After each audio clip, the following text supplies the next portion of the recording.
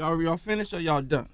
I ain't got no more talking. Welcome to Watch Mojo, and today we're counting down our picks for the top 20 cringiest celebrity interview walkouts. Kid Cudi, Lutu, can I at least say goodbye? Thank you so much, goodbye. In fact, I might just leave. We'll only be including interviews that featured the celeb literally leaving the conversation. So cranky celebrities and awkward but walkout-less interviews, like we saw with Billy Bob Thornton, will not be included. Would I explain why it's not a hobby? Are you reacting to the fact that I said Yeah, I am. Number 20, Gary Coleman. Former child actor Gary Coleman found himself a target of the tabloids in January of 2010, when he was arrested on an outstanding warrant related to domestic assault. He subsequently appeared on The Insider in an attempt to clear his name, but was pelted with accusations by the hosts. Little relationship with your wife. Have you ever physically touched her? No, I don't have a volatile relationship with anybody.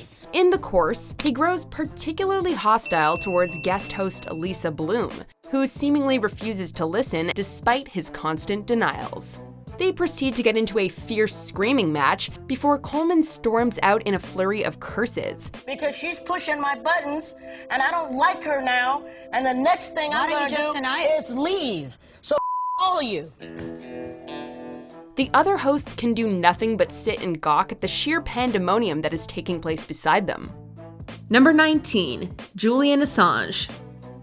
Getting an opportunity to speak to the man who probably knows more than most isn't an opportunity to be squandered, but sadly, that's what CNN ended up doing. And it is extraordinarily disrespectful to those people to start conflating the first revelation of that material with any sort of tabloid journalism. During a 2010 interview, the journalist repeatedly asked Assange questions about his personal life, prompting him to threaten to walk if the questions didn't stop.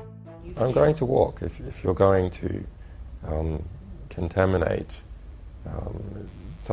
us revealing the deaths of 104,000 people. The interview was intended to focus on the importance of WikiLeaks, but quickly turned to inquiries regarding Assange's past lawsuits. After repeated warnings that he would leave if the topic of conversation continued, Assange stayed true to his word and walked out. Okay, sorry. Julian, I'm happy to go onto that route. In what sense? Number 18, R. Kelly. Now this is an interview for the ages. While appearing on HuffPost Live, R. Kelly is told by the interviewer that his controversial personal life has been affecting his album sales and the way people interact with his lyrics. Your personal life has started to interfere with the way that people consume your lyrics. Right, I sent you some messages there about that. You're here to get ratings, and I understand it. I respect that. No, but you won't be getting them off me if you're going to interrogate me. I'm not interrogating talk you. About something positive. This does not please Kelly, and he tells the interviewer that she only has one more question. This results in an absolutely hilarious and surreal moment where the two talk over each other for a solid minute, with neither being interested in what the other has to say. There have been multiple accusations against you, against young women in Chicago, and they are concerned about your past, and that's impacting them from purchasing your music sales. All. It doesn't matter who they are. Of course, the interviewer has a point, because R. Kelly's reputation has plummeted in recent years. Number 17, Sarah, Duchess of York. Nobody likes being confronted with video evidence of them committing a crime, especially royalty. In an interview with the Australian version of 60 Minutes, the Duchess didn't seem to want to be there whatsoever. Snappy replies, eye-rolling, and the demand that the camera crew delete certain segments of the recording Delete that bit. made for an interview that was wild from start to finish. The final straw came when she was shown footage of her accepting a bribe for offering insider access to members of the royal family. With one more huff, the Duchess was out. Number 16, Rita Ora. It's not often that celebrities walk on the Associated Press, but here you have it. Rita Ora gives a rather innocuous interview with the Associated Press, and everything seems to be going swimmingly until the interviewer brings up Calvin Harris not releasing some of her stuff, causing Ora to politely smile and walk away. There's been a lot of rumors that between Calvin Harris and not releasing some of your stuff. Thank you. Bye. A discerning listener can also make out someone off camera saying something to the effect of, "We're not talking about anything personal," and the fact that the interviewer was presumably warned about this makes the situation even more awkward. We guess he just got caught up in the moment and sensed some juicy gossip. It's my love of pop mixed with my love of soul and people that I've loved working with growing up, so it's a great surprise. When can we expect that music? The music comes out next year, January. Number 15, Paris Hilton. Sometimes celebrities just don't want to give up the spotlight. In the case of Paris Hilton, even the suggestion that her fame had run its course hit a sore spot for the notorious diva. As this ABC News interview went on, and she was questioned if she felt threatened by the Kardashians' newfound fame, Hilton became more and more Hilton. Do you ever worry about your moment having passed? Sarcastic laughter and clipped short replies hinted that the TV personality had just about had it with her time in the interview chair. When the reporter asked, "Do you want to wrap up?" Paris spared him an answer and simply got up and left. You want to wrap up? I was curious about one thing going back. Number 14, LeBron James. A bit of context for this one. In Game 1 of the 2018 NBA Finals, Cleveland Cavalier J.R. Smith made a monumental mistake, resulting in the eventual loss of the game. Watch James. Now wanted a timeout, but too late to get it. And 5 minutes go up on the clock, overtime here in Game 1. Teammate LeBron James was visibly peeved at Smith, and journalists couldn't help but bring it up in the post-game conference. An ESPN reporter asked James what Smith was thinking when he made the error, resulting in a bitter back and forth. When pressed further, despite answering the question numerous times, James simply stood up, gathered his belongings, and left the stage amidst a painfully awkward silence. Did you know if he knew the score? Thank you. We're gonna go ahead and say no, he didn't know what Smith was thinking. Just a hunch. Number 13, Bee Gees.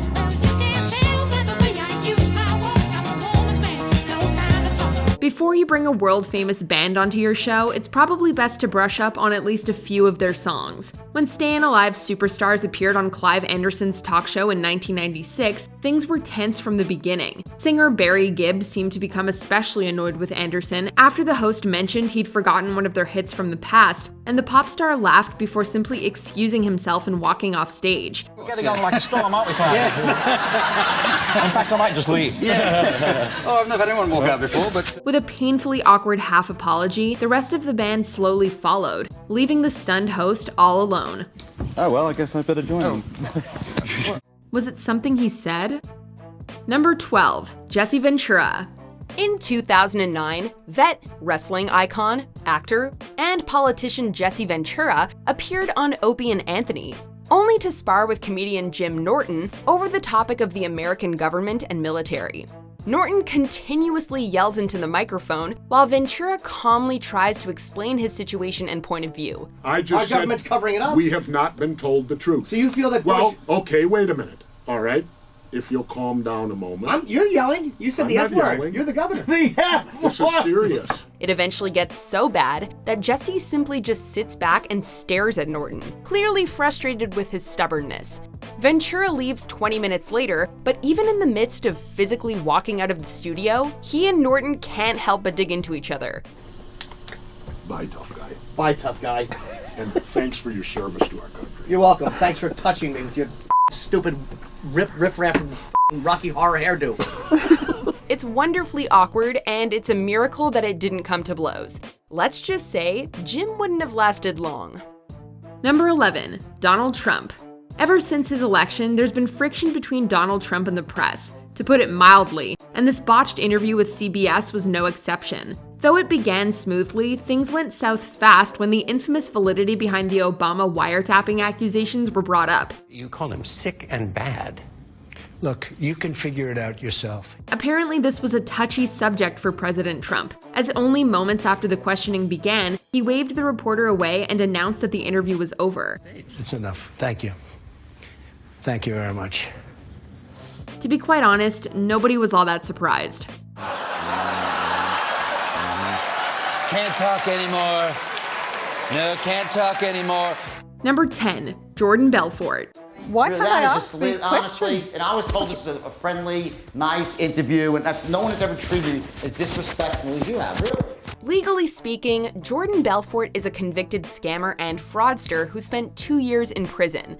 You may know this because Leonardo DiCaprio played him in The Wolf of Wall Street. After its release, Belfort sat down with 60 Minutes reporter Liz Hayes. Throughout, Belfort grows hostile when Hayes discusses his victims and their restitution, but things get really wild once she asks if he's hiding money in Australia, leading him to scoff and prod Hayes to move on. But an off-screen voice cuts the interview short. You have an oral contract with your management, the Fordham Company. Is that an attempt to hide your income? Next question. I think the peanut gallery is going to start chiming really quickly.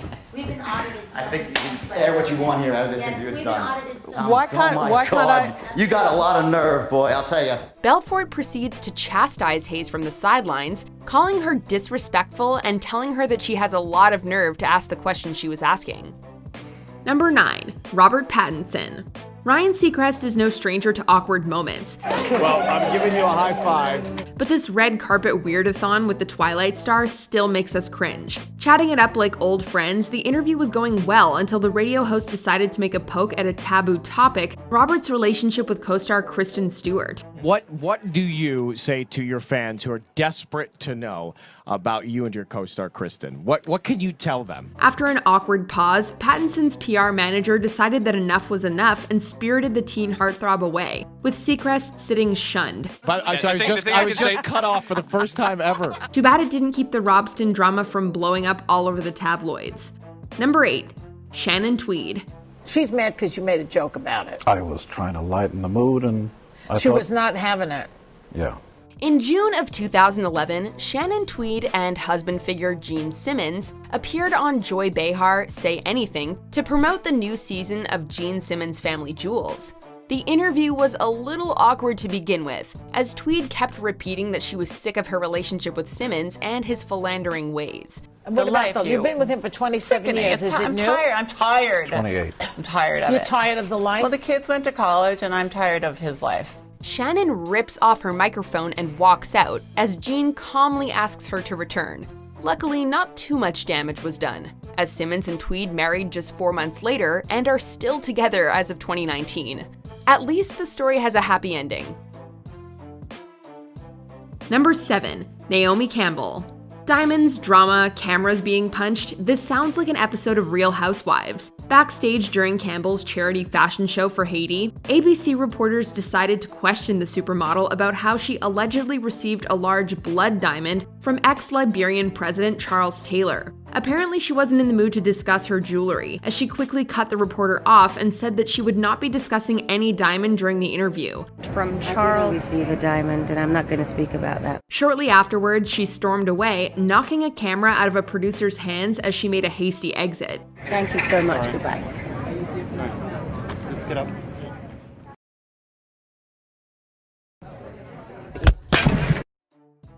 Number 6. Kid Cudi. Nardwuar is an oddly beloved, cult Canadian interviewer who uses an idiosyncratic personality and some truly impressive research to throw off his guests. His unorthodox approach typically results in bewilderment and maybe even some acknowledgement, but it often gets him into trouble. Yo, he know too much. I can't do this. Things were going quite well with Kid Cudi until Nardwuar showed Cudi some albums that his deceased uncle played on. Cudi is polite enough, but he quickly leaves without any fanfare or formal goodbye. He just up and walks out the door while Nardwuar chases him down the short hallway. Doo-doo-doo-doo. Can you say bye-bye? Come on, man, chill out. Number 5. Christine O'Donnell. I think I'm being rather charming and respectful. I'm just asking you questions based on your own public statements. When it comes to this notoriously sassy British TV personality, he has no issue putting his guest in the spotlight, whether it's Kelsey Grammer or once Republican Senate candidate Christine O'Donnell. Known for being just a tad eccentric, O'Donnell didn't disappoint with her reaction to Morgan's questions regarding her views on gay marriage. Do you talk about gay marriage in the book? What relevance is that right now? At first dodging the question and then becoming angry at Morgan for his rudeness, the Senate hopeful announced that she'd given up another interview for this slot and that she was being pulled away. Yeah, okay, I'm being pulled away. You know, we turned down another interview for this. leaving us all in awkward silence. All right, are we off? Are we done? I'm not. I'm still here. Number 4, Justin Bieber. This entire interview was like something you'd see in Lost in Translation. Bieber appeared on a Spanish radio show in 2015 and immediately took umbrage with the format. As the interview was conducted in Spanish, a translator was required to both translate the host's questions and the Bieb's answers. Fiestas, por ejemplo, de Guadalcanal, pues que no va al centro al fuego, no va a las fiestas patronales de Washington. Ahí no mete. Sí, bueno, pues como nosotros. You can practically see Bieber's eyes glazing over throughout the interview due to the glacial pace and terrible questions, which many people attribute to poor translating. After 8 minutes of torture and some unnecessary personal digs, the hosts asked Justin to break the internet with some popular YouTubers, forcing Bieber to nonchalantly walk out amidst the host's obvious excitement. Okay. Hundreds of millions. Okay. Eh? Yeah. Come with us. Come with us. And they are YouTubers. Vamos aquí. Come with us. Talk about being a buzzkill. You know, he was great with Us. Thank you very much. Thank you very much for having me. Number 3, Robert Downey Jr. What are we doing? Well, I'm just asking questions, that's all. Right. The British journalist Krishnan Gurumurthy has made awkward interviews his specialty. When Iron Man star Robert Downey Jr. sat down with him in 2015 to promote the latest Avengers movie, we're guessing RDJ wasn't expecting to be asked about his political opinions, his relationship with his dad, or his past experiences with drugs and alcohol. You've talked in other interviews again about your relationship with your father and the role of all of that in the dark periods you went to. After testily answering a few of the interviewer's questions, Downey tried to steer the topic back to the movie before deciding that it was getting a little Diane Sawyer. You seem okay, it's just getting a little Diane Sawyer in your... No, look, I don't want to do that. Number 2, Joan Rivers. You know, this whole interview is becoming a defensive interview. No! Are you wearing leather shoes? Yeah, shut up. I'm talking... The late Joan Rivers was not to be messed with. CNN proved that the hard way. The interviewer, Frederica Whitfield, is clearly doing that whole "I'll attack you, but I'll pretend to be polite and act innocent" thing throughout the whole interview. She takes numerous potshots at Rivers while continuing to feign friendliness, which includes laughing at Joan's comments, but before long, she has had enough. You're just saying, no, I'm going. I really am going because all you have done is negative. Once Whitfield comments on Rivers' fur coat, she flies off the handle before calling the interview negative and storming off. Whitfield also states that Rivers kept her microphone on after the cameras had cut and let fly some rather, colorful language. Something tells us Joan did not take kindly to the passive aggressiveness. Before we continue, be sure to subscribe to our channel and ring the bell to get notified about our latest videos. You have the option to be notified for occasional videos or all of them. If you're on your phone, make sure you go into your settings and switch on notifications. Number 1, Whoopi Goldberg and Joy Behar. You know it's bad when the hosts decide that they've had enough. Pit legendary Whoopi Goldberg against then Fox News host Bill O'Reilly, and the gloves are bound to come off. A heated debate regarding the construction of mosques after 9/11 sparked an argument between the hosts that escalated quickly. Oh my God! After O'Reilly's remark about Muslims, both Behar and Goldberg decided they'd had enough and walked off. You're outraged about After a short cooldown and an apology from O'Reilly, they returned, but we'll never forget the stunned silence as the two TV titans figuratively left the building. Do you agree with our picks? Check out this other recent clip from WatchMojo, and be sure to subscribe and ring the bell to be notified about our latest videos.